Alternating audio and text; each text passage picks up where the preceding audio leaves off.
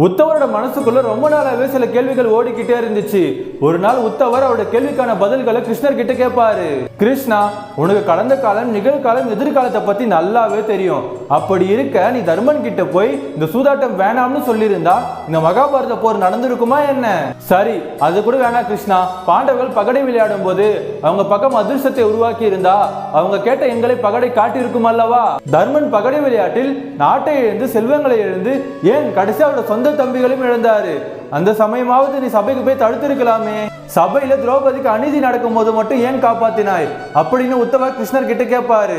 கிருஷ்ணர் சிரிச்சுக்கிட்ட என்ன சொல்லுவாருன்னா, துரியோதனுக்கு பகடை விளையாடவே தெரியாது, இருந்தாலும் அவனோட மாமா சகுனியை வச்சு பகடை விளையாடுவான். அதே மாதிரி அர்ஜுனன் மாமாவனை என்ன பகடை விளையாட கூப்பிட்டு இருந்தா சகுனியால் தான் பகடை உருட்டி இருக்க முடியுமா என்ன?